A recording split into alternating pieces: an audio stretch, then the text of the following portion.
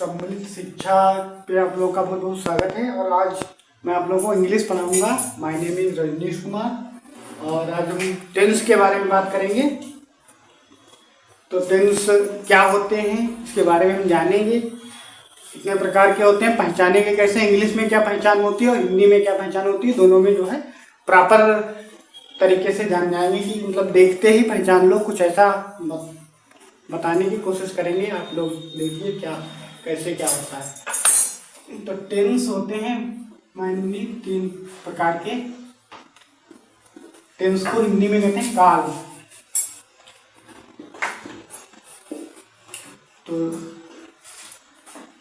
हिंदी और इंग्लिश में दोनों भी सेम होता है, लेकिन बस वही है कि इंग्लिश का इंग्लिश में होता है, हिंदी का हिंदी में। जैसे वर्तमान, भविष्य, भूत, ऐसे ही इसमें होता है प्रेजेंट, पास्ट और तीसरा होता है फ्यूचर।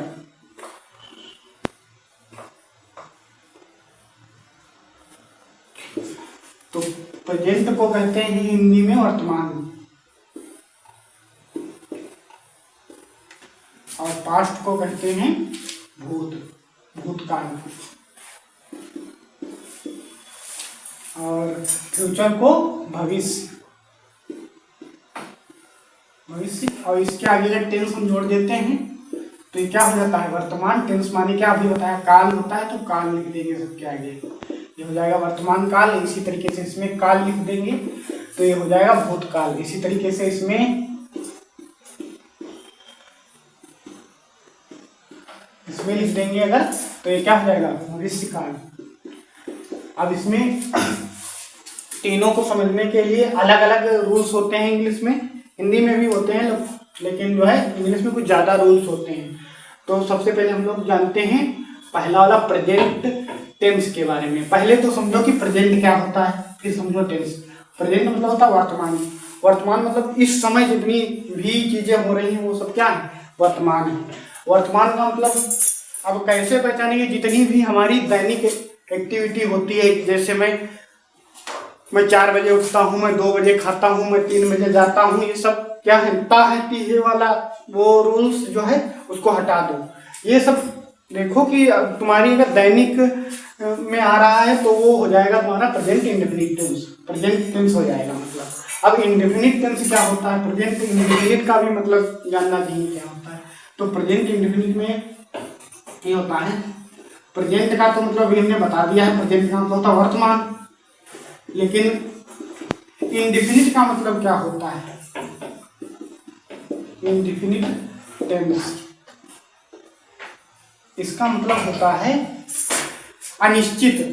मतलब इसमें समय निश्चित नहीं होता है, बिल्कुल प्रॉपर आप नहीं बता सकते कि मैं इतने बजे उठता हूँ, या समय नहीं दिया रहता, समय अनिश्चित होता है, यही होता है निश्चित। और इसे पहचानने के लिए सबसे सरल तरीका, जितनी दैनिक एक्टिविटी है वो अगर आ गई तो वो प्रेजेंट इंडेफिनिट टेंस को ही, प्रेजेंट टेंस को डिनोट करेंगे।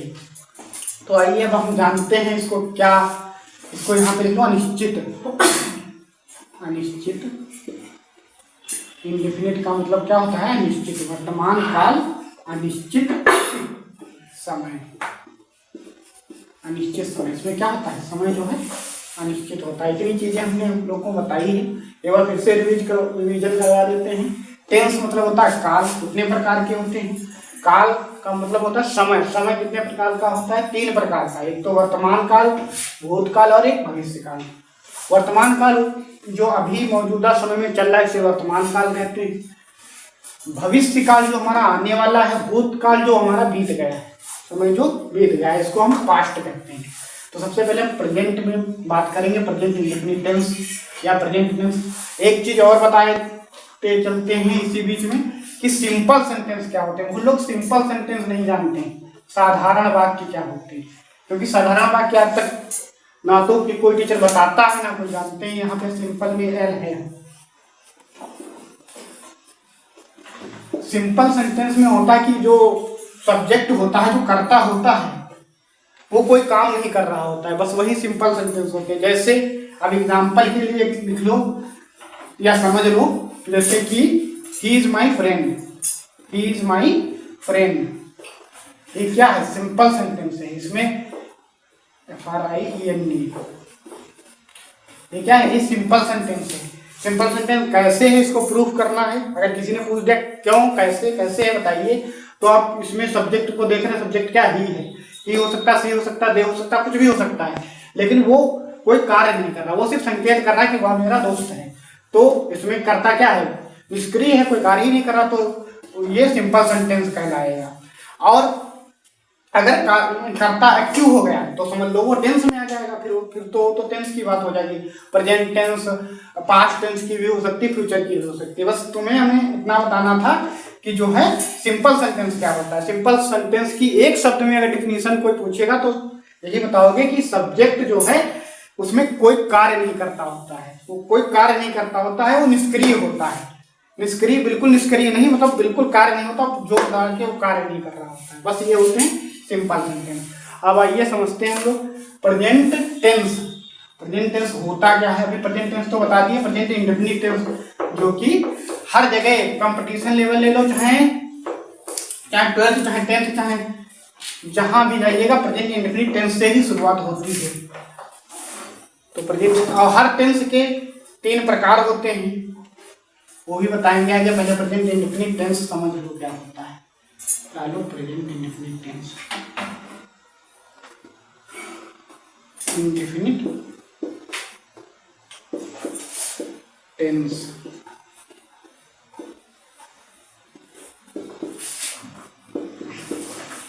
अब इसमें सबसे पहले लोग पहचान लिखवाते हैं। लिखने के लिए लिख लो, लेकिन ये पढ़ना नहीं पड़ेगा, आप लोग ऐसे ही जान जाएंगे पहचान क्या होती है। हिंदी में पहचानते हैं लोग, हिंदी में नहीं ज्यादा पहचानना चाहिए, इंग्लिश में पहचानना चाहिए, लेकिन हम दोनों में बता देंगे हिंदी में क्या होता है, इंग्लिश में क्या होता है। हिंदी में पहचान होती है जिन वाक्यों के अंत में, लिखना है तो लिख लीजिए, समझना है तो समझ लीजिए। जिन वाक्यों के अंत में ता है, ती है, ते है आदि शब्द आते हैं, आदि शब्द आते हैं,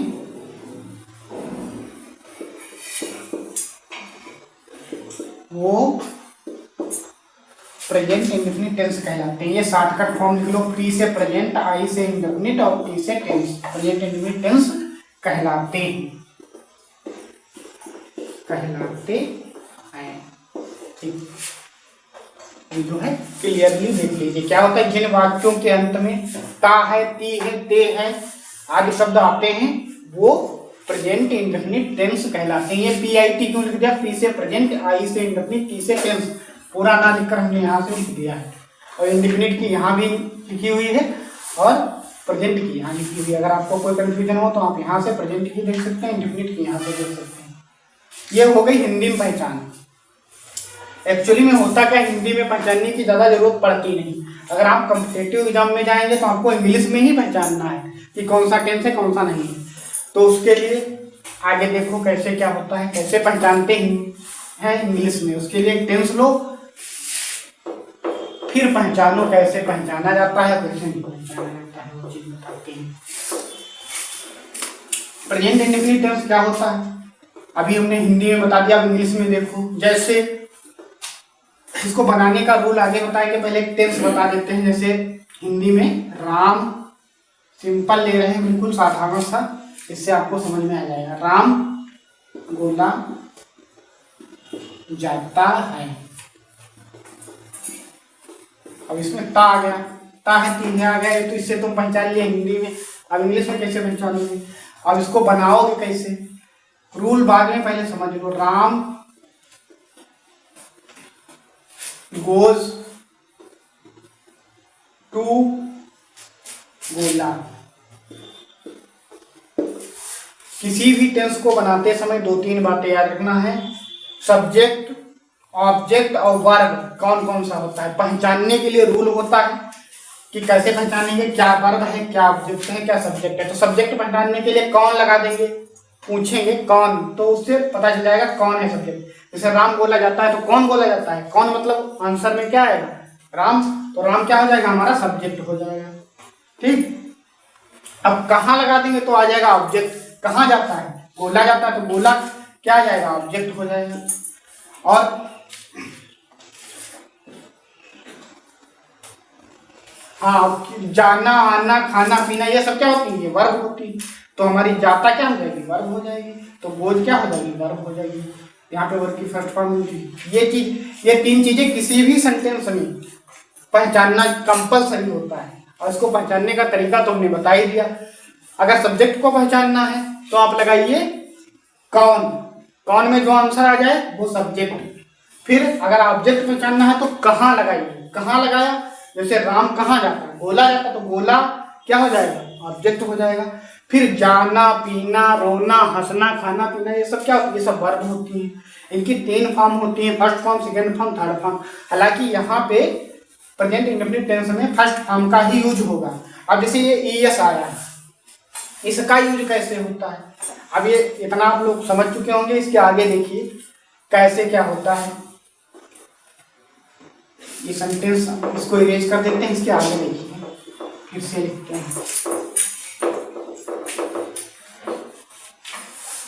जैसे मान लो वही वाला सेंटेंस फिर से लिख रहे हैं, राम गोला जाता है। ठीक, तो यहाँ पे हमने बनाया था राम गोज टू गोला, ये ठीक।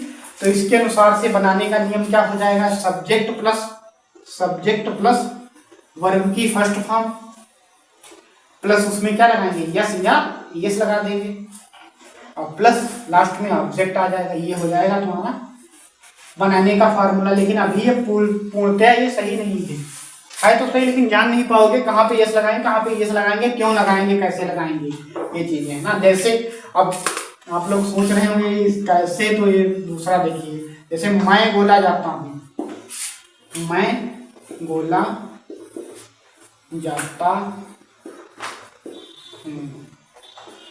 यहाँ पे आ गया आई।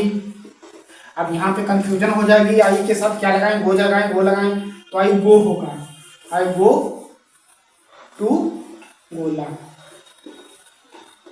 क्यों होगा, अब यही ये क्यों का जवाब जानने के लिए बहुत सी चीजें पढ़नी होंगी। क्या इसमें ये होता है, इधर लिख के दे रहे हैं, देखिए फर्स्ट पर्सन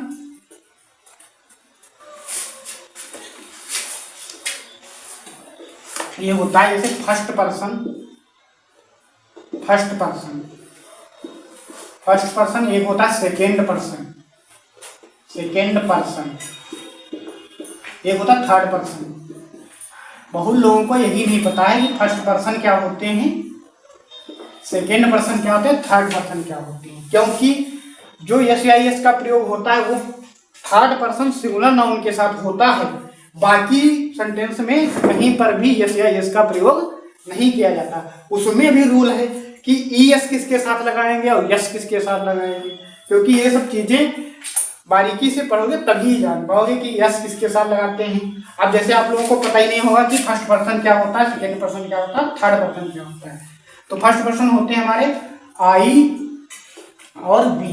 देखने में ये लग रहे हैं आई बी फर्स्ट पर्सन है नहीं, ये तो लग रहे हैं सेकेंड पर्सन, लेकिन नहीं, ये फर्स्ट पर्सन। कैसे, जैसे सेकेंड पर्सन मतलब कोई दूसरा आदमी जब तक नहीं इन्वॉल्व होगा। मान लो तुम दो लोग बात कर रहे हैं, अकेले हो, तो अपने को क्या कहोगे, मैं मतलब तुम खुद हुए, और जब तक सेकेंड पर्सन मतलब कोई दूसरा होना चाहिए, तो मैं क्या हो गया, आई क्या हो गया, फर्स्ट पर्सन मतलब तुम ही हो, वी मतलब हम, तो वी हम क्या बहुत लोग आ गए। अब तुम कह रहे हो ये तो नहीं रहेगा फर्स्ट पर्सन, नहीं, ये है तुम्हारा प्लूरल नाउन मतलब एक वचन, और ये है सिंगुलर नाउन, नहीं सॉरी ये है सिंगुलर नाउन एक वचन, और ये है तुम्हारा प्लूरल नाउन बहुवचन।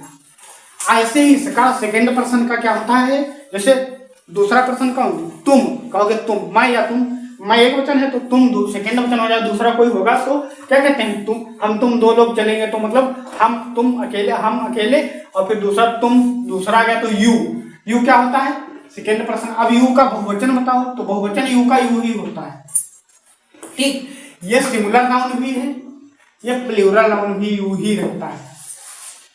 अब थर्ड पर्सन देखो, थर्ड पर्सन होते हैं क्या, third person singular noun plural noun क्या होते हैं, थर्ड पर्सन होते हैं आई नहीं, ही see it they, he see it और दे। अब इसमें देखिए क्या होता है क्या नहीं होता है, टीएच दे, ठीक। ये हो गया, ये इतने होते हैं, ही सी इट, ये सब होते हैं सिंगुलर नाउन एक वचन। अब दे क्या होता है, बहुवचन होता है, ये होता है प्लूरल नाउन, ठीक है। तो अब यहां से क्लियर करेंगे किसके साथ यस लगाते हैं, किसके साथ यस लगाते हैं, कैसे करेंगे। आप देखो रूल ये कहता है कि थर्ड पर्सन सिंगुलर नाउन के साथ ही हम केवल यस में से किसी एक का प्रयोग करेंगे। Third person singular noun, third person singular noun होते क्या है, ही सी इट। अगर यहाँ पे ही की जगह पे कोई नाम आ गया, जैसे राम आ गया, तो वो है क्या, राम क्या ही है, तो राम ही है, तो वो सिंगुलर नाउन ही होगा, ठीक है। ऐसे ही अगर कोई लड़की का नाम आ गया, तो जितने सारे नाम हैं वो भी तो थर्ड पर्सन सिंगुलर नाउन ही है। अब जब बे लोग बोला जाता है, बे लोग क्या हो जाएंगे, होगा ये थर्ड पर्सन ही, लेकिन थर्ड पर्सन का ये प्लूरल नाउन होगा, बहुवचन। इतनी चीजें पहले कंफर्म करो, first person, second person, third person क्या होता है इसको जानो, फर्स्ट पर्सन का सिंगुलर नाउन क्या होता है इसको जानो, सेकेंड पर्सन का सिंगुलर नाउन प्लूरल नाउन एक ही होता है केवल यू, और third person he see it first person है, ये थर्ड पर्सन के सिंगुलर नाउन है। और सिंगुलर नाउन मतलब समझते हो ना, एक वचन, और प्लूरल नाउन बहुवचन, ठीक है। इतनी चीजें कंफर्म होने के बाद में टेंस पे आइए। अब टेंस में देखिए यहाँ पे क्या है, राम बोला जाता है, तो राम एक वचन है, इसीलिए यहाँ पे ईएस का प्रयोग हुआ। अब इसमें भी रूल है, इसमें भी रूल है, लेकिन जितना हम अभी बता पाएंगे उतना बताने की कोशिश करेंगे, फिर मिलेंगे कभी अगले वीडियो में तब बताएंगे। ये चीज है, इसमें देखिए ईएस का प्रयोग हुआ है, तो ईएस का ही क्यों हुआ ये अगले वीडियो में आप लोग को बताएंगे, क्यों होता है, कैसे होता है। और इसमें देखिए ये first person, third person singular noun है, कोई नाम है तो थर्ड पर्सन में आएगा, चाहे यहाँ पे लिख भी लो कोई नाम, एनी नेम्स, यहाँ पे लिख लो any names is called third person singular noun होता है, थर्ड पर्सन सिंगुलर नाउन, ठीक है। तो यहाँ पे देखो राम बोला जाता है, राम गोज टू बोला। अब कहाँ पे ईएस, यहाँ पे तो ईएस आ गया, ठीक है, कहीं कहीं यस भी लगता है, लेकिन इन्हीं के साथ ही लगेगा, ये चीज याद रखना। अगर इनमें से कोई चीज आ जाती है इनमें से, तो उनमें ना यस लगेगा ना ईएस लगेगा, ये चीज बहुत कम लोगों को पता होता है। अभी इस पे भी चलेगी बात, ये टू क्यों लगता है, क्योंकि देखो राम बोला को जाता है, को छुपा हुआ है, उस को यहाँ पे दर्शा दिया गया है, राम बोला को जाता है, कहते नहीं है। जैसे ऋतिक रोशन का नाम है, ऋतिक रोशन लिखते क्या है, एच से शुरू करते हैं, तो उसमें एच क्या रहता है, साइलेंट रहता है, इसीलिए यहाँ पे हिंदी में को साइलेंट है, दिखाई नहीं देता, उसको की ये लगी हुई है। कब लगती है उसको आप देखेंगे अगले वीडियो में, आपको बताएंगे ये टू का प्रयोग होता क्यों है। अभी आप यही समझिए कि फर्स्ट पर्सन क्या होता है, सेकेंड पर्सन क्या होता है और थर्ड पर्सन क्या होती है। तो first person, Ram first person है, इसीलिए इसके साथ ईएस का प्रयोग हो गया। यहाँ पे देखिए कुछ लोग ऐसे पढ़ा देते हैं कि एक वचनकर्ता के साथ एस का प्रयोग करेंगे, बहुवचन के साथ में एस का प्रयोग नहीं करेंगे, तो यहाँ पे तो हम गलत हो जाएंगे। मैं तो अकेला हूँ, इसका मतलब मैं एक वचन हूँ, अब मैं एक वचन हूँ तो मेरे साथ एस का प्रयोग हो जाना चाहिए, तो यहाँ पे गलत हो जाएगा ना। इसीलिए फर्स्ट यहाँ पे हम ये वाला रूल देखेंगे ना, फर्स्ट पर्सन आ गया ना, फर्स्ट पर्सन आ गया, तो हमने बता रखा है कि फर्स्ट पर्सन के साथ में यस का प्रयोग नहीं करते, सेकेंड पर्सन के साथ भी नहीं करते हैं, केवल थर्ड पर्सन सिंगुलर नाउन के साथ करते हैं। तो यहाँ पे तो थर्ड पर्सन सिंगुलर नाउन कोई है नहीं, तो ये वाला है थर्ड पर्सन सिंगुलर नाउन, तो इसके साथ हम लगा दिए हैं यस, और ये वाला है नहीं तो इसके साथ हमने नहीं लगाया, ठीक है। ये इतनी चीज समझने के बाद में अब एक दूसरा रूल आता है, यहाँ पे लिख लीजिए, जहां पे नहीं होगा ये इसका प्रयोग नहीं होगा, सब्जेक्ट प्लस वर्ब की फर्स्ट फॉर्म प्लस इसमें एस नहीं होगा, यहाँ पे लिख देंगे, इधर ऑब्जेक्ट लिख दो प्लस इस बीच में लिख दो इसमें लिख दो, हाँ इतना ही करके छोड़ दो क्योंकि यहाँ पे नहीं लिखना, लिखना तो इस वाले में है। जैसे एस का प्रयोग करें तो यहाँ पे लिखना है हमको थर्ड पर्सन सिंगुलर नाउन के साथ। ये एस का प्रयोग इतना ये डिब्बे में है, इसको जो है थर्ड पर्सन सिंगुलर नाउन के साथ ही करेंगे हम लोग, थर्ड पर्सन सिंगुलर नाउन के साथ। अब इसमें तो सब्जेक्ट प्लस वर्ब की फॉर्म प्लस ऑब्जेक्ट, बस ये खत्म। अगर थर्ड पर्सन सिंगुलर नाउन नहीं आता है तो इतना छोटा फार्मूला है, सब्जेक्ट प्लस वर्ब की फर्स्ट फॉर्म प्लस ऑब्जेक्ट, बस बनते चले जाएंगे। अब इसके प्रकार होते हैं, प्रकार होते हैं मतलब क्या प्रकार, अब देखो जैसे एक टेंस कितनी प्रकार से बनाया जा सकता है। अब इतना समझ में आ गया होगा कंप्लीटली ना। अब इसके आगे देखिए, ऊपर का नहीं मिटा रहे हैं,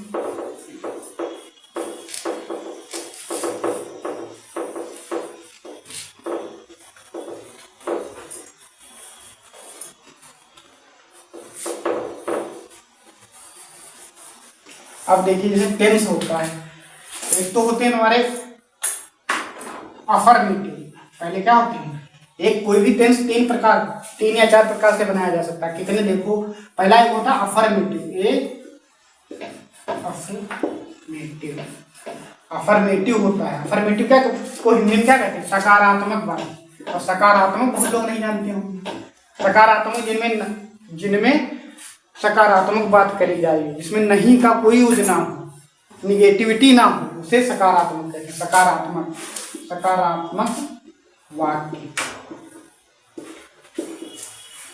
दूसरा होता है, अब जो सकारात्मक है तो नकारात्मक भी होगा, यहाँ पे निगेटिव होता है। निगेटिव मतलब नकारात्मक।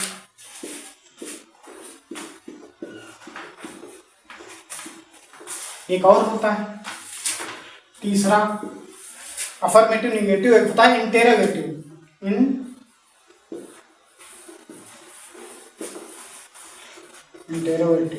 इनकी हिंदी क्या होती है, प्रश्नवाचक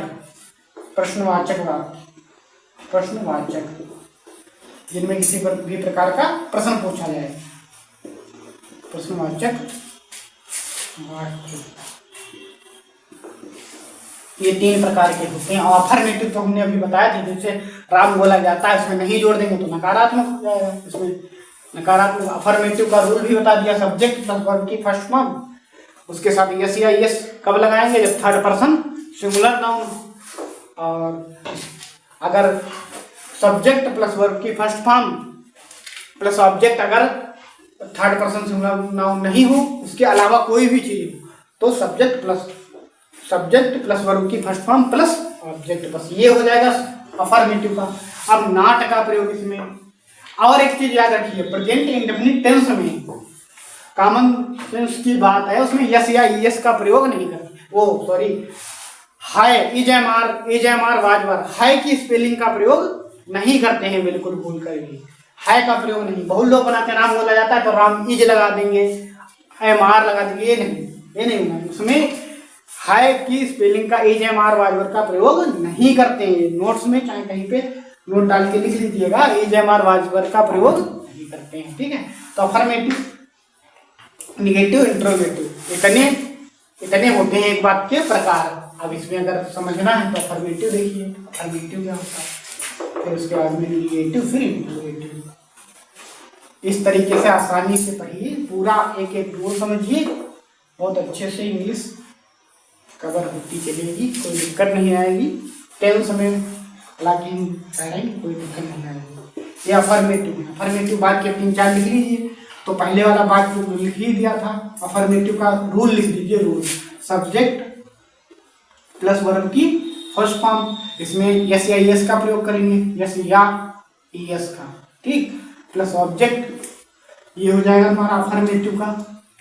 एक और हो जाएगा, कब होगा ये, यहाँ पे एक चीज और लिख दीजिए, ऐसे ऐसे प्रयोग करेंगे, थर्ड पर्सन सिंगुलर नाउन के साथ, ठीक है। अब दूसरा इसमें एक और रूल होता है, जब ऐसे ऐसे का प्रयोग नहीं होता है तब तो सीधा सब्जेक्ट प्लस वर्ब की फर्स्ट फॉर्म प्लस ऑब्जेक्ट, ये इतना लिख लीजिए। अब इससे संबंधित जितने भी सेंटेंस हैं सब इसी सेंटेंस के अनुसार बनाते रहिए। 2 सेंटेंस हमने बताया था, राम बोला जाता है। अब ऐसे जितने भी ता है ती है वाले आएंगे सब इसी रूल से बनते हुए चले जाएंगे, आपको कोई दिक्कत नहीं होना चाहिए। ये अफर्मेटिव है। अब निगेटिव आ जाएगा, टेंस नहीं बता रहे, बताओ तो 4-5 पॉइंट बता दें, नहीं बनाना इसी रूल से बनते हुए चले जाएंगे, कोई दिक्कत नहीं होगी। बस एक बात याद रखना, फर्स्ट पर्सन सेकंड पर्सन होता क्या है ये चीज पहले क्लियर कर लो, फिर आप लोगों को एक और रूल बताना रह जाएगा इसमें कि कब एस का प्रयोग करते हैं, कब ईएस का प्रयोग करते हैं। उसको भी चलो बता ही देते हैं, ईएस का प्रयोग कब करते हैं, ईएस का। जैसे यहाँ पे उसको बताते हैं, फिर जो है अगले ईएस का प्रयोग कब करते हैं, एस का। ईएस का प्रयोग यहाँ पे डालो, ईएस का use of ES, use of ES in present indefinite tense, present indefinite tense. ठीक है, अब हम लोग जो है प्रेजेंट इंडेफिनिट टेंस यूज पढ़ेंगे ईएस का प्रयोग। ये ईएस का प्रयोग कब कब होता है, जैसे जब, यहां लिखो जब वर्ब में वर्ब का अंतिम अक्षर ओ हो, तब ई ओ हो, तब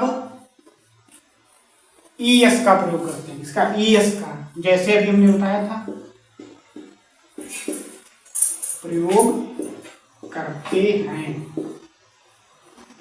जैसे अभी जैसे वो के जी के बाद में वो आ गया था तो हमने क्या लगा दिया था, इसमें ईएस लगा दिया था। ठीक है, एक ये, दूसरा एक जब